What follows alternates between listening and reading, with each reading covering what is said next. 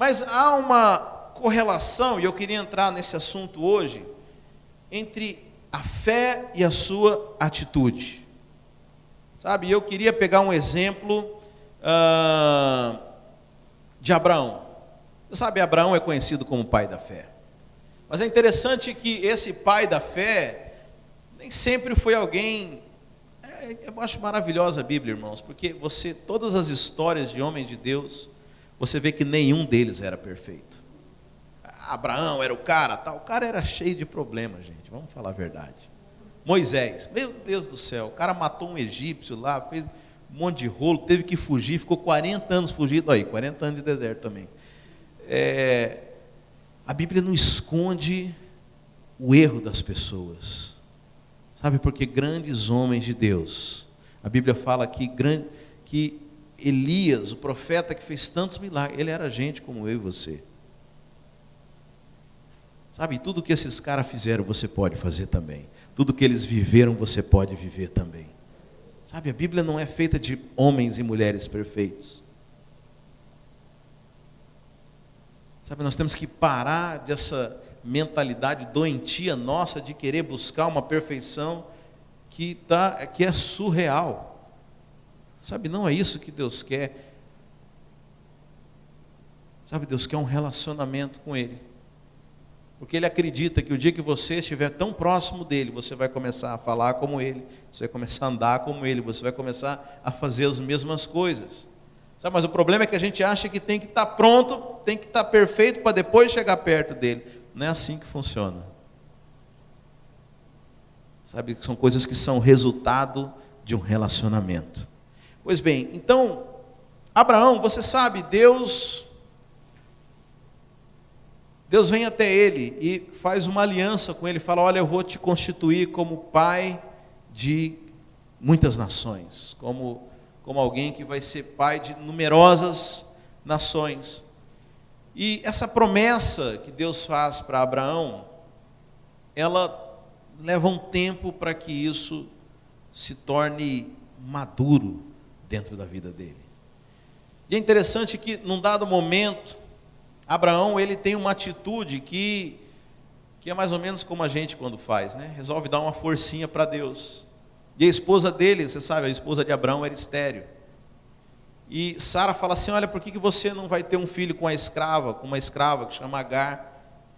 E Abraão, achando que estava colocando em prática a sua fé, ele acaba gerando um filho que Deus não aceita. Sabe, eu quero dizer que aquilo que Deus quer fazer na sua vida, é Deus quem vai fazer. Sabe, muitas vezes nós interferimos nesse processo, interrompemos aquilo que Deus está fazendo. Sabe, isso demonstra incredulidade.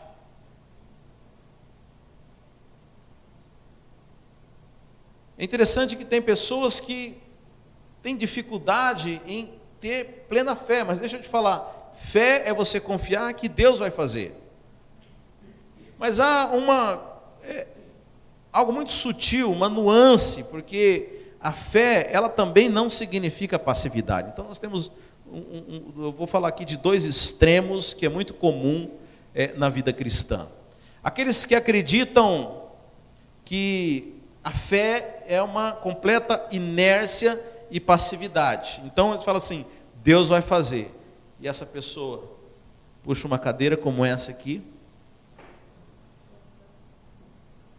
senta, cruza a perna e fica esperando o dia que Deus vai fazer.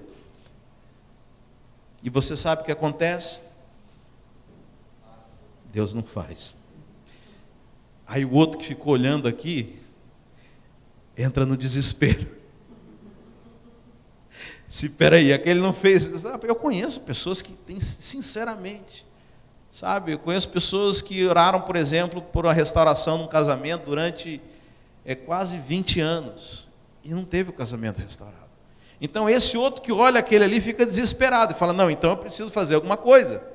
E aí ele vai atrás de Agar. Então, mas peraí, Deus falou que ia me dar um filho, mas não aconteceu, e a idade está chegando aqui, e eu vou ter que ter um filho logo. E começa a agir. Sabe, são dois extremos muito perigosos, mas nenhum dos dois está correto. Você sabe, a fé verdadeira, ela produz uma atitude. É por isso que Tiago fala, olha, você fala que tem fé, eu pergunto, cadê suas obras? Né? Você sabe, há uma grande discussão teológica, né? Que a justificação do homem é somente pela fé. E parece que lá no livro de Tiago, Tiago fala que é por obras. Mas Tiago não está dizendo isso. Tiago está dizendo, você é tão cheio de fé, então deixa eu ver se a sua atitude é condizente com a fé que você tem. Sabe, a fé verdadeira, ela tem uma expressão. Mas não é essa expressão errada aqui, de você ir lá e fazer aquilo que Deus vai fazer, mas é uma expressão condizente com aquilo que você... Eu estou complicando, né, irmãos? Deixa eu usar um exemplo aqui. Tem uma história que eu já vi pela internet, há muito tempo, não sei, um autor desconhecido, que fala numa cidadezinha do sertão brasileiro, o homem cheio de fé chegou lá e falou, olha, o que vocês querem? Falou, a gente mais queria era que chovesse aqui. Fazem 3 anos que não chove aqui na nossa terra, nós estamos perdendo tudo que nós temos porque não chove. E aquele falou, vocês têm fé que se eu orar aqui e pedir a Deus vai chover? Temos. Então amanhã vocês venham aqui, vocês jejuem, aproveitar o gancho aqui, eu já estou floreando a história, né? Vocês jejuem bastante, e amanhã vocês venham meio-dia aqui, porque vai chover. Palavra do homem de Deus, nós vamos orar aqui e Deus vai chover. Mas eu só quero que venham aqueles que tenham fé. Você sabe, isso é muito sério, né? Existiam milagres que Jesus deixava todo mundo para fora e ele ia sozinho, porque tem gente que tem o dom de tirar a fé da gente, né? Tá, isso é uma dica, você fecha a porta da sua vida para essa... Não, tem gente que você sai do culto cheio de fé, tá, o irmão fala, mas e tal coisa? Já cuidado. Você sabe, Provérbios 18, 21 fala assim, a morte e a vida estão no poder da língua. Você sabe, a sua língua ela pode gerar vida, mas ela também pode gerar morte. É que a gente acha que é morte física, né? Mas é muito pior que isso, é morte espiritual. Cuidado com as coisas que você ouve. Mas voltando, então aquele rapaz, aquele homem de Deus falou, amanhã meio-dia, aqueles que tiverem fé, venham comigo aqui, nós vamos orar e vai chover. Então aí, chegou no outro dia, meio-dia, aquele povo se reuniu, e ele falou assim, eu quero saber aqui, quem é que trouxe guarda-chuva e capa de chuva? Aí alguns poucos só levantaram a mão. Falou, o resto pode ir embora. Você entendeu que é uma atitude condizente? Então a fé, ela tem uma demonstração, mas não é que eles iam, sei lá, hoje em dia tem tecnologia para ter precipitação pluviométrica, né? Eles soltam umas coisas por avião, e se tem já as condições mais ou menos, eles conseguem. Não é você fazer o milagre, como alguns pensam, mas você ter uma atitude condizente. Por outro lado, os da passividade são aqueles que oram assim, Senhor, faz eu ganhar na loteria, durante 20 anos orando assim. Aí um dia Deus fala assim, mas você já comprou algum bilhete? Não. Você entende? Estou mandando ninguém jogar na loteria, mas se ganhar, lembra de mim. Entende, irmãos?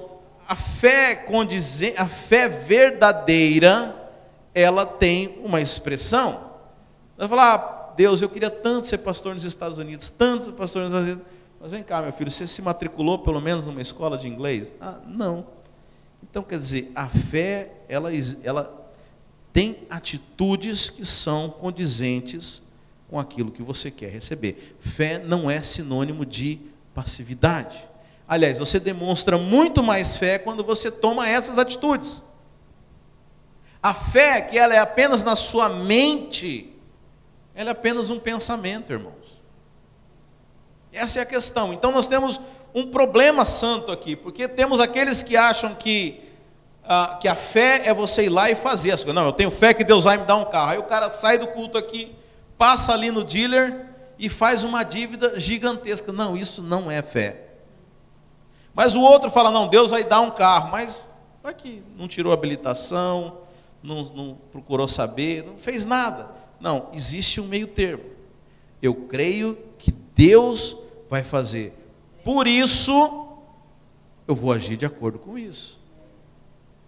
Sabe, irmãos, nós temos que entender e conciliar isso. Porque a fé, sem essa atitude, sem essa exteriorização. Veja, não é a exteriorização que faz a fé. Mas a exteriorização, ela demonstra que você chegou num nível de fé suficiente para ativar os milagres e colocá-los em prática.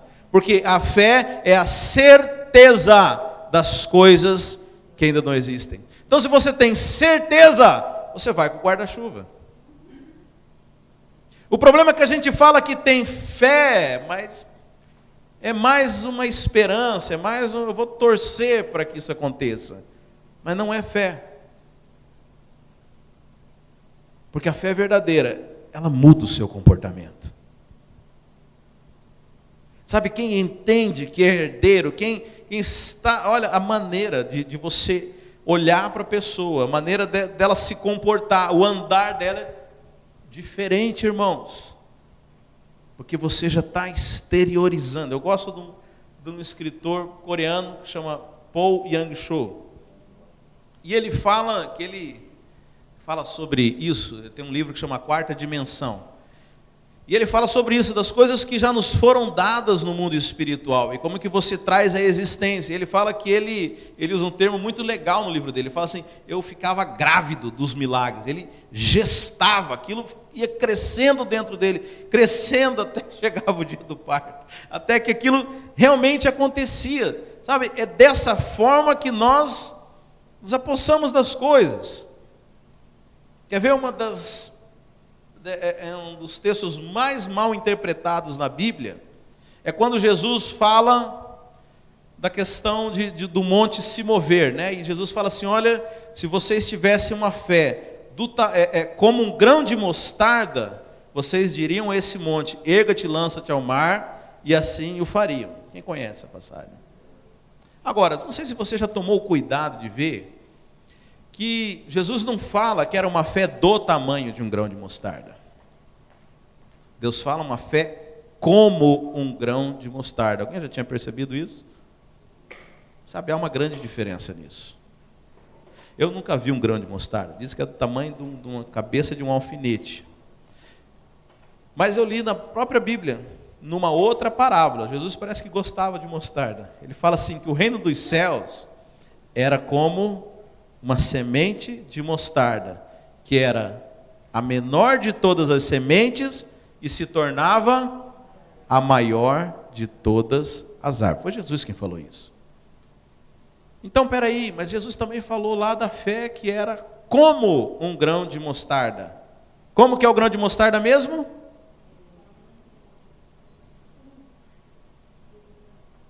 Entendeu? Sacou? O grão de mostarda. Então ele diz assim, se a sua fé, Ronaldo, for como um grão de mostarda, que é a menor das sementes, ela pode se tornar a maior de todas as árvores. E você vai dizer esse monte, erga-te, lança-te ao mar, e assim o fará. Ele não falou que era do tamanho, porque veja, gente, eu creio que eu tenho uma fé maior que um grão de mostarda. Aliás, a Bíblia fala que Deus já deu uma medida de fé para cada um. Será que essa medida é menor que um grão de mostarda? O problema é que a gente pega essa sementinha e põe no bolso aqui, ó. Porque cada um já recebeu uma medida de fé. Aliás, tem muita gente que se justifica nisso. Fala, a Bíblia fala que Deus já deu uma medida de fé para cada um e é isso. A minha fé é só para, sei lá, gente que não tem fé nem para nada. Mas essa é a minha medida de fé. Pastor, não me venha pedir coisas maiores. Não, mas o problema é que é uma semente. E ao invés de você pegar essa semente e cultivar ela, e ela crescer, e crescer, e crescer, e crescer, até se tornar uma fé do tamanho da maior de todas as árvores. Não, você não simplesmente ignora isso. Sabe, então a fé, ela é algo que cresce, é algo que avança. Aliás, tudo no reino, essa parábola fala que o reino dos céus é como uma semente que se torna a maior de todas as árvores. Gente, isso é a maior revelação de todas. Porque tudo que é da parte do reino dos céus, ele vem pequenininho. Qual que é o nosso problema? Não enche os olhos, né? Não enche os olhos. E a gente ignora, a gente despreza coisas muito pequenas. Mas Jesus falou que tudo que é do reino dos céus vem dessa forma. Porque tem um princípio que está lá em Mateus 25, que ele fala assim: olha, porque você foi fiel no pouco, eu vou te colocar sobre o muito. Então sempre começa no pouco, irmãos.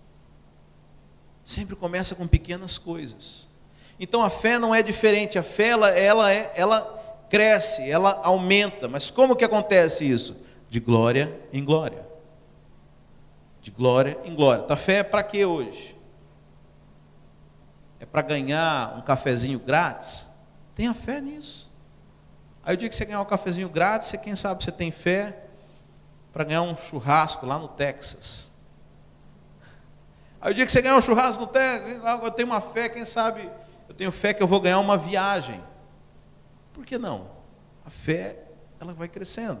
Agora, a fé, irmãos, isso é importante também.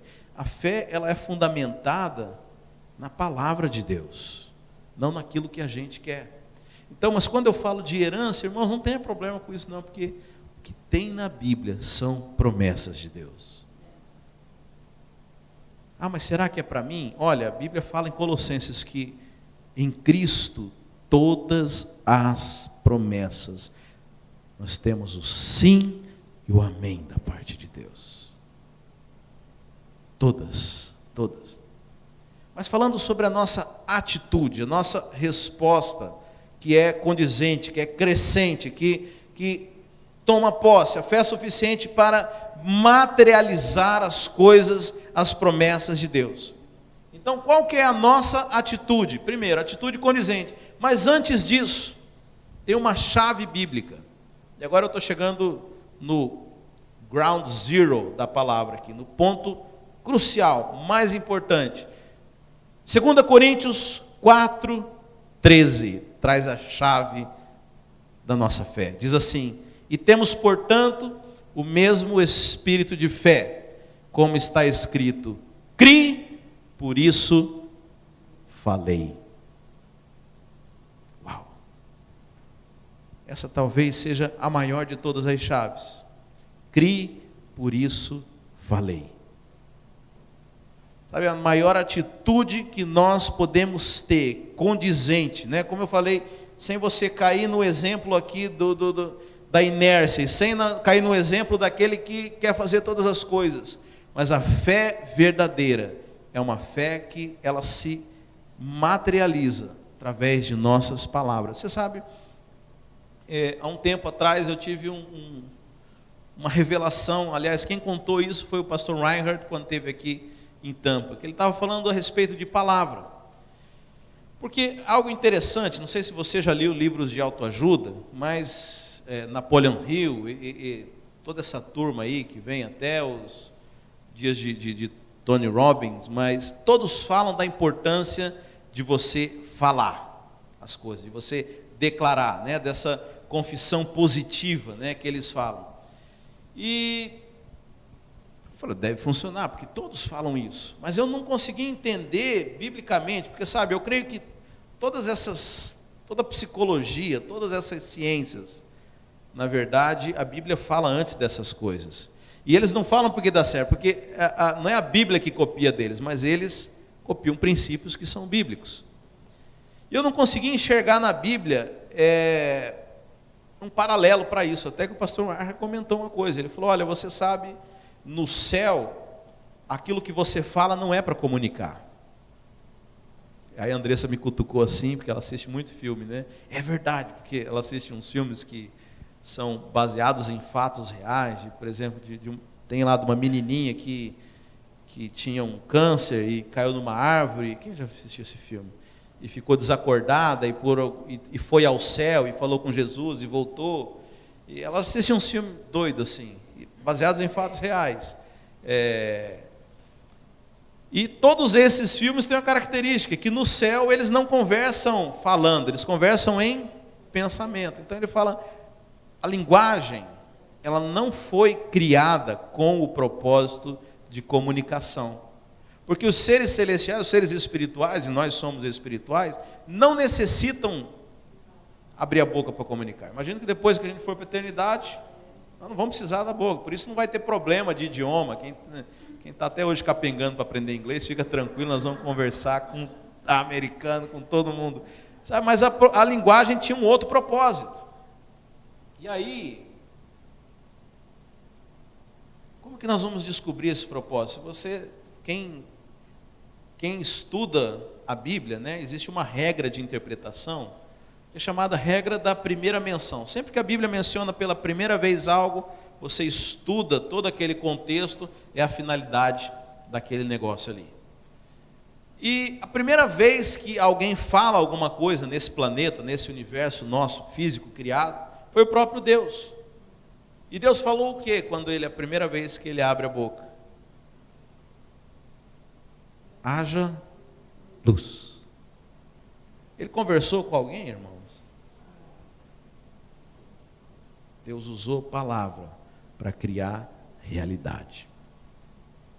Então, a rigor, a função inicial, primordial da linguagem, daquilo que nós falamos, ela é feita não para comunicar, mas para criar realidade. Então começa a fazer mais sentido aqui o que o apóstolo Paulo fala. Crie, por isso falei. Sabe, então a manifestação da nossa fé, nós criamos realidade quando nós falamos. Aliás, você sabe, Romanos 10:10 tem algo muito interessante. Diz assim: visto que com o coração se crê para a justiça e com a boca se faz confissão para a salvação. Você foi salvo porque você falou, creu com o coração e confessou com a boca. Se crês com o coração e confessares com a sua boca, né, você será salvo. Então veja, a salvação, que é o maior de todos os bens espirituais, é ou não é verdade? A salvação é o maior de todos. Foi o mais difícil para Deus. Deus precisou vir aqui pessoalmente resolver esse negócio, porque ninguém dava jeito. Aliás, Adão pecou, Deus já falou, vai vir aquele que vai esmagar a cabeça da serpente. 6.000 anos esperando para que isso acontecesse. É um trabalho terrível, gente. O maior de todos os bens espirituais, como é que você adquiriu ele? Você creu e falou. Agora, isso é um princípio também. Tudo aquilo que é espiritual e que você quiser receber vai ser da mesma forma. O padrão não muda, é o mesmo. Você crê, crie, por isso falei. Então, quando nós declaramos, nós estamos criando realidade. Sabe, por isso nós temos que ter muito cuidado com aquilo que nós professamos com a nossa boca. Como eu falei, Provérbios 18:21, a morte e a vida estão no poder da língua. Sabe, você tem o poder com as suas palavras de gerar morte. E com as suas palavras você tem o poder de gerar vida.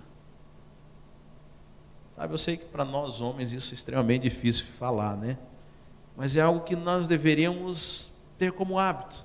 Confessar a palavra de Deus, confessar a realidade.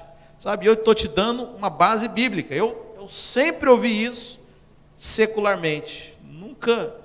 Sempre fiquei na dúvida, porque eu nunca vi isso na Bíblia. Hoje, o Senhor tem me aberto o entendimento para isso, da importância de nós criarmos realidade. Deixa eu falar, se você é filho de Deus, a mesma autoridade de comando que tem a boca de Deus, você tem na sua boca também. Eu sei isso na prática. Quem já fez libertação, você fala para o capeta, sai, e ele sai. Você não tem como bater nele, ele é espiritual. Fica dando murro do ar, isso não funciona. É na palavra, é na sua autoridade.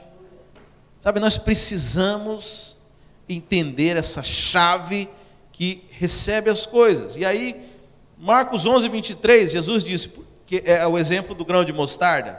Em verdade vos digo, qualquer um que disser este monte, erga-te e lança-te ao mar, e não duvidar em seu coração, mas crer que se fará aquilo que diz, tudo o que lhe disser será feito. Olha quantas vezes Jesus fala dizer. Primeiro, aliás, o que é que move o monte? Tem muita gente que fala fé. O que moveu o monte não foi a fé ali.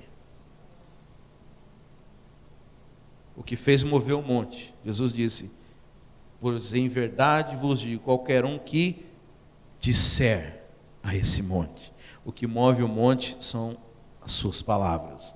Qualquer um que disser a esse monte, erga-te e lança-te ao mar, e não duvidar em seu coração, mas crer que se fará aquilo que diz, novamente, tudo o que disser será feito.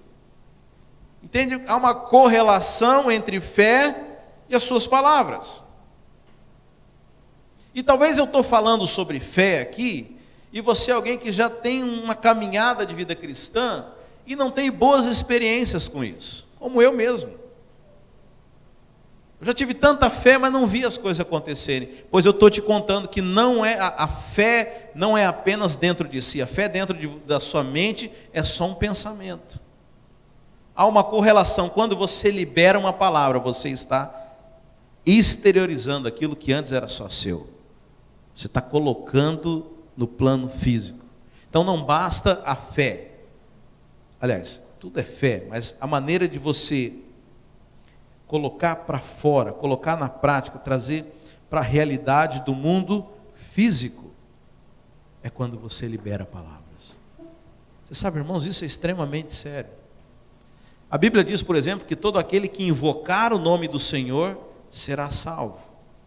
Sabe, eu não sei explicar para você, a Bíblia, ela traz essas informações, mas de alguma forma, aquilo que nós falamos, existe um peso no mundo espiritual, e há uma correlação com as coisas que existem no mundo do espírito para o nosso mundo físico, quando nós abrimos a nossa boca. Então eu estou dizendo, talvez você não teve uma experiência boa com fé, porque não sabia disso, eu quero dizer para você, que dessa vez vai ser diferente, porque eu estou te mostrando a chave, que traz a realidade, que produz realidade, que é quando nós declaramos, quando nós usamos a nossa boca para criar realidade. O Salmo 91, muito conhecido, aquele que habita no esconderijo do Altíssimo, a sombra do Onipotente descansará. E é muito legal, mas lá você sabe, no verso 9, é interessante, a nossa Bíblia em português, a Bíblia mais conhecida, Ferreira de Almeida, ela foi sofrendo atualizações, e eu quando estava pesquisando isso, eu sabia, e aí eu fui olhar, não tinha na Bíblia. Não sei por que eles atualizaram e tiraram, mas se você olhar nas Bíblias de 1997 para trás, que é uma versão mais antiga, eu estou no tempo do EPA hoje, né? Ela traz algo muito interessante lá no Salmo 91, no verso 9, diz assim: pois disseste, o Senhor é o meu refúgio, fizeste do Altíssimo a tua morada. Foi porque você disse, sabe tudo aquilo, aquele que habita no esconderijo do Altíssimo, porque você disseste que o Senhor é o meu refúgio, você fez morada. Sabe, aquilo que nós dizemos é muito importante. Aquilo que nós declaramos tem poder de trazer realidade para a nossa vida. Sabe, eu estou te contando uma das chaves. Sabe, esses dias nós estamos falando apenas em como desfrutar da herança. Eu estou te dando uma das chaves aqui. É a fé que Deus é galardoador. Mas pastor, como que essa fé vai funcionar? Como que funciona esse negócio? Quando você começar a declarar e criar realidade. Não estou falando para você ir fazer, mas estou falando para você ter uma atitude condizente com aquilo que você acredita. Mais do que isso, Apocalipse 12:11 diz o seguinte: e eles o venceram, está falando sobre o inimigo aqui, pelo sangue do Cordeiro e pela palavra do seu testemunho, e não amaram as suas vidas até a morte. Sabe, através da palavra que você vence o inimigo. Há uma batalha nesse mundo. E é interessante que o inimigo, ele, como príncipe desse mundo, ele é o dono das sensações. Então, o tempo inteiro nós vivemos dentro desse ambiente onde o inimigo ainda reina. E ele manipula as sensações. Mas sabe como é que você vence o inimigo? Pela palavra do testemunho do sangue do Cordeiro. Sabe como que é isso? O inimigo coloca sensações de doença na sua vida. E é uma das piores, porque as sensações, sabe, a mentira, o diabo, ele só criou uma coisa. O diabo, ele é muito imitador, mas há algo que ele é o pai, que é o pai da mentira. Só que a mentira do diabo, diferente da nossa, que é apenas de palavras, é uma mentira que tem cheiro, uma mentira que tem gosto, uma mentira que tem forma, que tem cores. Sabe, ele joga muito bem nesses cenários das sensações. E sabe, o nosso corpo, nosso corpo corruptível, que foi afetado pelo pecado, ele reage a esses ataques do inimigo. Então muitas vezes nós recebemos nesse corpo corruptível doenças, que são consequências de pecado.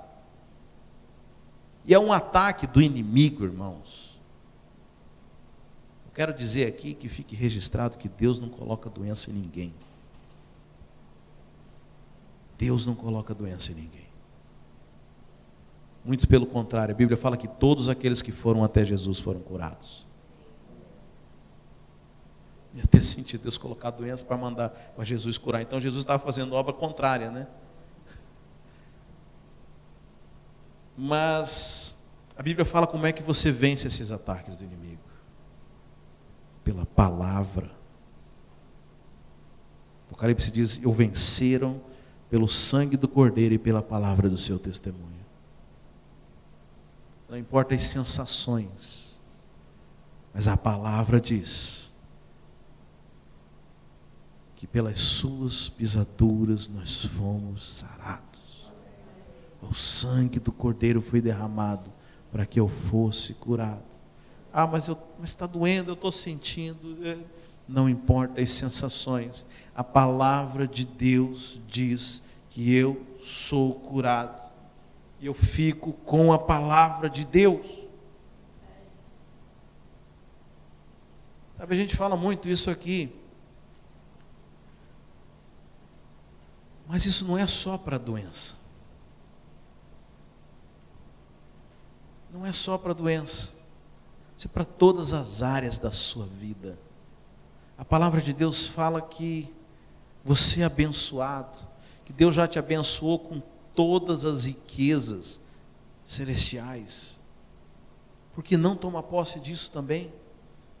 Por que nós não lutamos com a mesma autoridade quando a gente está numa guerra, quando a gente está guerreando com o demônio? Por que nós não enxergamos que essa questão também da herança é a mesma coisa? A palavra de Deus te fala uma coisa, mas nós temos vivido uma outra sensação, mas nós não podemos abrir mão da nossa posição espiritual. Nós temos que declarar a palavra de Deus.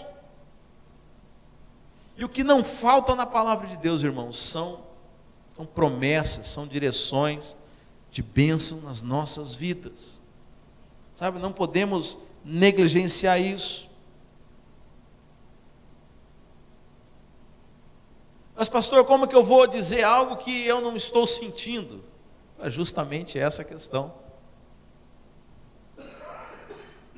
Porque eu confio na palavra de Deus, e não naquilo que eu vejo, não naquilo que eu sinto. Eu ando por fé, eu não ando por vista. Sabe, nós não estamos presos dentro desse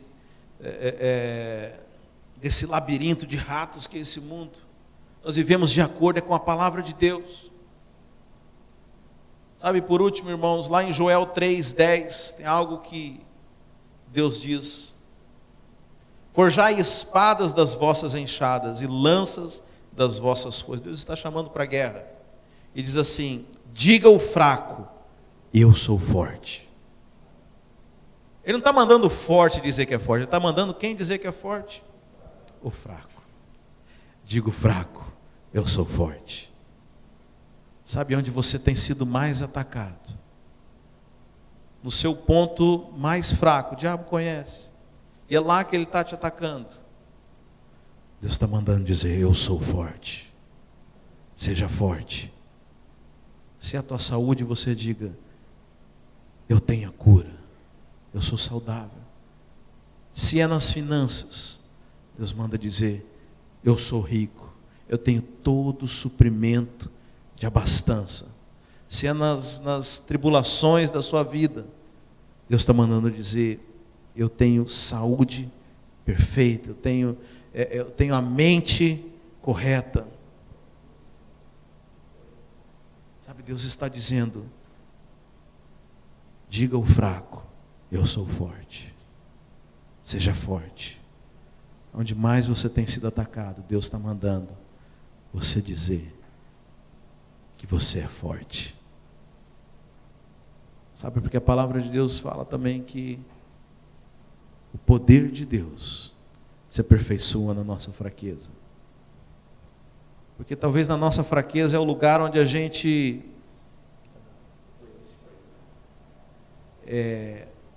talvez seja o lugar onde a gente menos possa fazer algo. Mas é justamente quando menos nós fazemos que Deus pode mover. Amém, meus irmãos? Coloque-se de pé.